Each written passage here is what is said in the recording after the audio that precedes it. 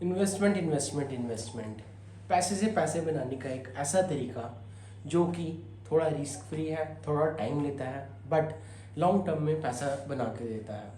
और stock market में अगर आप इन्वेस्ट कर रहे हो तो डेफिनेटली अगर आप किसी अच्छे स्टॉक को सिलेक्ट करते हो तो आने वाले टाइम पे वो स्टॉक आपको पैसा बना के दे सकता है। मेरा नाम है वंश और मैं आप सभी का स्वागत करता हूँ मेरे इस यूट्यूब चैनल पे। जाके इस चैनल को जल्दी से सब्सक्राइब कीजिए, लाइक कीजिए, क्योंकि आने वाले टाइम पे काफ़ी इन्फॉर्मेटिव वीडियोस, अच्छा कंटेंट, ट्रेडिंग, इन्वेस्टिंग और स्टॉक मार्केट के रिलेटेड सारी नॉलेज मैं इस चैनल पे शेयर करने वाला हूँ। सारी जेन्युइन चीज़ें, नॉलेजेबल इन्फॉर्मेशन जो कि हर एक उस बंदे को पता होनी चाहिए जो कि इन्वेस्टमेंट या ट्रेडिंग की दुनिया में और स्टॉक मार्केट की दुनिया में आ रहा है। तो चलिए जल्दी से इस वीडियो को स्टार्ट करते हैं। वीडियो को स्टार्ट करने से पहले मैं आपको बता दूं कि इस वीडियो में हम क्या चीज़ें डिस्कस करेंगे।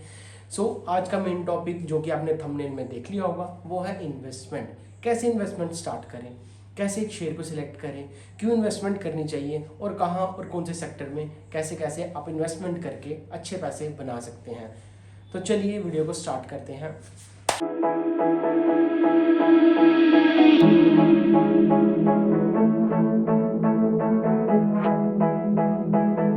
जो पहला पॉइंट है जिसके बारे में हम डिस्कस करेंगे, इंपॉर्टेंट पॉइंट, वो है कैसे इन्वेस्टमेंट करें। तो आप सबको पता है कि जैसे हम बैंक अकाउंट खुलवाते हैं अपने पैसे रखने के लिए, वैसे ही हमें ट्रेडिंग के लिए डीमैट या फिर ट्रेडिंग अकाउंट खुलवाना पड़ता है। और फ्री डीमैट अकाउंट खुलवाओगे तो और फ़ायदा आपको, ठीक है। तो अगर आप चाहते हैं फ्री डीमैट अकाउंट खोलना, तो मैंने पिछली वीडियो ही इसके ऊपर बनाई थी कि कैसे फ्री डीमैट अकाउंट खोलें। तो जाके उस वीडियो को आप देख के कोटक न्यू में अकाउंट खुलवा सकते हो, ठीक है। और लाइफ टाइम आपके लिए फ्री एक्सेस है, कोई ब्रोकरेज नहीं लगेगी आपको फ्यूचर्स एंड ऑप्शंस में, ठीक है। पहली चीज़ ये होगी कि डीमैट अकाउंट खुलवा दिया। वहाँ पे एक चीज़ होती है जिसको कहा जाता है पोर्टफोलियो।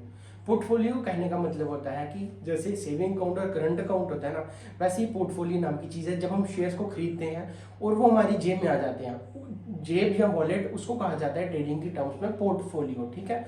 और ऐसी काफ़ी सारी टर्म्स है जिसको भी आपको जानना होगा। और नेक्स्ट वीडियो तो सिर्फ इसी के ऊपर है, A to Z सारी बेसिक टर्म्स मैं एक वीडियो में डिस्कस करूंगा। और जाके इस वीडियो को ज़रूर देखना। पोर्टफोलियो क्या होता है, डीमैट अकाउंट क्या होता है, डीमैट अकाउंट ट्रेडिंग अकाउंट से अलग क्यों होता है, बाइंग जोन क्या होता है, डिमांड क्या होती है, सप्लाई क्या होती है, रेजिस्टेंस क्या होता है, सपोर्ट क्या होता है, हर वो चीज़ बेसिक जो कि ट्रेडर को या फिर इन्वेस्टर को पता होनी चाहिए, वो सारी चीज़ें मैं उस वीडियो में डिस्कस करूँगा, ठीक है। तो क्या होती है इन्वेस्टमेंट?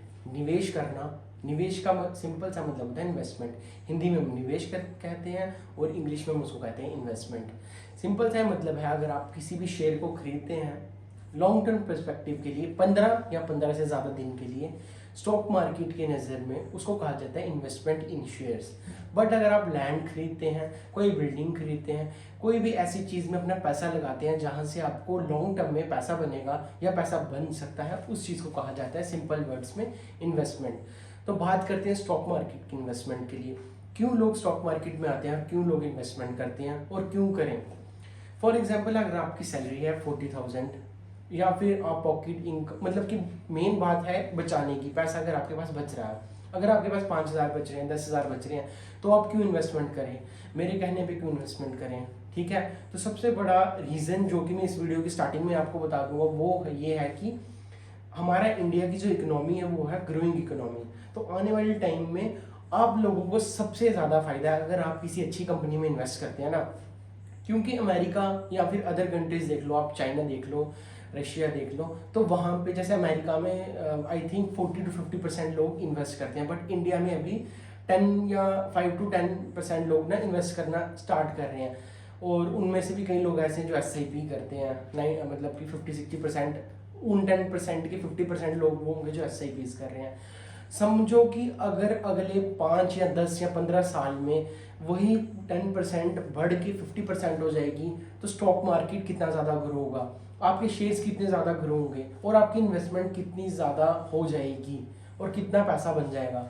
मेरी आप सबको मेरी एक रिकमेंडेशन है, अगर आप ट्रेडिंग नहीं करना चाहते, आपके पास टाइम नहीं है ट्रेडिंग करने का, बेस्ट थिंग ये है कि आप किसी भी स्टॉक में, किसी भी शेयर में एनालिसिस करके उसमें इन्वेस्ट कर लो।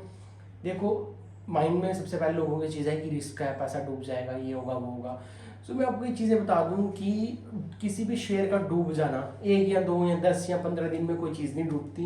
और अगर आप इन्वेस्टिंग करोगे तो मैं आपको जो जो चीज़ें बता दूंगा ना, अगर आप वो फॉलो करोगे तो मेरी 100% गारंटी है आपको कि आपके पैसे कभी नहीं डूबेंगे, ठीक है। वो पुराना ज़माना था जब मैनिपुलेशन की जाती थी स्टॉक्स में, वो भी छोटे छोटे स्टॉक, 100 रुपये का, 200 रुपये का, 10 रुपये का, 15 रुपये का, इन स्टॉक में मैनिपुलेशन होती थी। तब सैबी के भी इतने खतरनाक और इतने मतलब अच्छे रूल्स नहीं थे, ठीक है। अब सैबी आ चुका है, रेगुलेशन है, हमें सैबी को पता चलता है किसी स्टॉक में अगर मैनिपुलेशन हो रही है या फिर कोई भी इलीगल एक्टिविटी हो रही है तो किस तरीके से अच्छे स्टॉक को सिलेक्ट करें, और ये सब चीज़ें ही तो हम इस चैनल में डिस्कस करेंगे, इसीलिए तो आप मेरे को देख रहे हो। तो अगर आप इन सारी चीज़ों को मद्देनज़र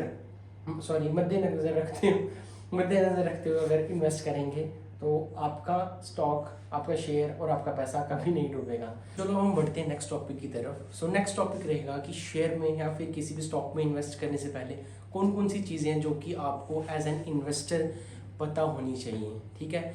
सो सबसे पहले स्टॉक में इन्वेस्टमेंट करने से पहले जो कि हम चीज़ देखते हैं वो है फाइनेंशियल्स। फंडामेंटल एनालिसिस किया जाता है और फंडामेंटल एनालिसिस के अंदर आते हैं फाइनेंशियल्स में हम चेक करते हैं कंपनी की बैलेंस शीट में हम देखते हैं कि कंपनी पिछले 5 या 10 साल से किस तरीके से ग्रो कर रही है, क्या कंपनी ग्रोइंग स्टेज में है या फिर कंपनी ऐसा तो नहीं है एक साल प्रॉफिट कर रही है एक साल लॉस, मतलब कि क्या चल रहा है कंपनी के अंदर, ठीक है। दूसरी चीज़ देखते हैं हम रेवेन्यू, ग्रोइंग होना चाहिए रेवेन्यू। एक्सपेंसेस क्या है कंपनी के, क्या वो जितना कंपनी कमा रही है उससे ज़्यादा कहीं एक्सपेंसेस तो नहीं है, ठीक है। उसके बाद हम चेक करते हैं कंपनी के ऊपर डेट्स इस तरीके से हम देखते हैं कि मतलब हर कंपनी के डेट तो होती हैं, बट हमने ये देखना है कि क्या वो कंपनी उस डेट को रीपे कर रही है कि नहीं। और बैलेंस शीट हमने देख ली। बैलेंस शीट के बाद हम चेक करते हैं कंपनी की इंट्रिंसिक वैल्यू क्या है, प्राइस अर्निंग रेशो क्या है, ठीक है। ये सारी चीज़ें होती हैं। और आपके माइंड में भी क्वेश्चन आ रहा होगा कि ये सारी चीज़ें हम कहाँ से देखें, तो टिकट डे पर एक एप्लीकेशन है जिसके ऊपर मैं अपनी नेक्स्ट वीडियो के अगली वीडियो बनाऊँगा, उस पर हर चीज़ बताऊंगा कि आपने क्या देखना है स्टॉक में इन्वेस्ट करने से पहले।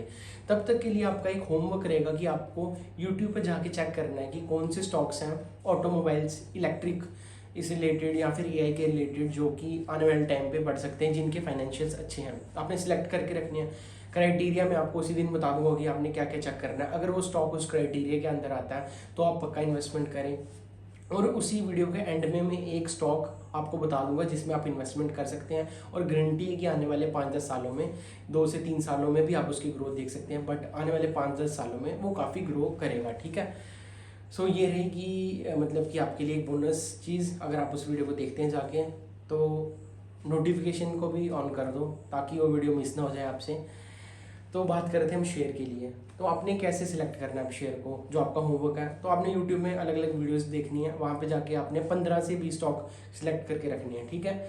उसके बाद 15 से 20 स्टॉक्स में से हम सिलेक्ट करेंगे 4 या 5 स्टॉक, मतलब आप सिलेक्ट करोगे 4 या 5 स्टॉक, जो क्राइटेरिया मैं बताऊंगा आपको। अगर आप उस क्राइटेरिया के साथ चलेंगे तो कभी आपको लॉस नहीं होगा, कभी आपका शेयर गिरेगा नहीं।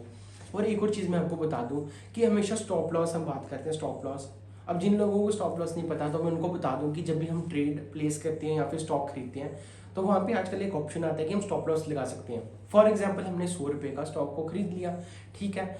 अब हमें लगता है कि यार कहीं ये स्टॉक गिर ना जाए, कहीं आधा ना हो जाए, तो हम क्या करते हैं 90 रुपीज़ पे स्टॉप लॉस लगा देते हैं। तो क्या होता है कि हमारी जेब में फ़ोन पड़ा है या फिर हम कोई काम कर रहे हैं या फिर कहीं है या फिर पॉसिबल नहीं है हमारे लिए बार बार उस चीज़ को देखना, तो क्या होगा कि जब वो स्टॉक प्राइस 90 पे आएगा ना अगर, तो आप ऑटोमेटिकली वहाँ पे हमारा सौदा कट जाएगा और 90 पे वो चीज़ एग्जिट हो जाएगी। कहने का मतलब 10 रुपये का सिर्फ लॉस होगा आपको, ठीक है, और सौदा ऑटोमेटिकली कट जाएगा।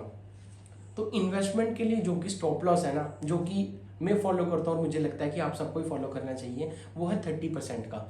अगर कोई कंपनी 30% गिरती है ना तो काफ़ी ज़्यादा मुश्किल हो जाता है उसके लिए उस मतलब टाइम पीरियड में जल्दी से मतलब कि वापस रिवर्सल देना, ठीक है। तो ये बाकी मेरी थिंकिंग है, बाकी आप अपने हिसाब से स्टॉप लॉस लगा सकते हैं अपने रिस्क के हिसाब से। और स्टार्टिंग में मैं कहूँगा आपसे कि अगर आप इन्वेस्टमेंट करने वाले हैं या फिर कर रहे हैं तो उतना ही पैसा लगाओ जितना अगर आप खो भी दो तो भी आपको फ़र्क ना पड़े। बट अगर आप अच्छे कंपनीज चुनते हैं, मतलब काफ़ी सारी कंपनीज होती हैं, लार्ज कैप कंपनीज होती हैं, फाइनेंशियली अच्छी कंपनीज होती है, फाइनेंशियली स्ट्रॉन्ग, उन कंपनीज में अगर आप इन्वेस्टमेंट कर रहे हैं ना, दौड़ लगा रहे हैं, तो ये गारंटी है कि वो कंपनियाँ कभी आपको लॉस नहीं देंगी, ठीक है। सो यही थी कुछ आज की वीडियो। होप करता हूँ आपको वीडियो अच्छी लगी होगी। ठीक है, काफ़ी सारा नॉलेज आस्ते आस्ते शेयर करेंगे। ठीक है, अभी देख सकते हो आप पंखा भी बंद रखा है, काफ़ी गर्मी लग रही है, पसीना भी आ रहा है। तो चलो इस वीडियो को यहीं पे एंड करते हैं। होप करता हूँ वीडियो अच्छी लगी होगी। जाके चैनल को सब्सक्राइब करो, वीडियो को शेयर करो, और इंस्टाग्राम पे भी काफ़ी अच्छा अच्छा कंटेंट मैं डाल रहा हूँ। इंस्टाग्राम को ज़रूर ज़रूर फॉलो करो। ठीक है, धन्यवाद, जय श्री राम।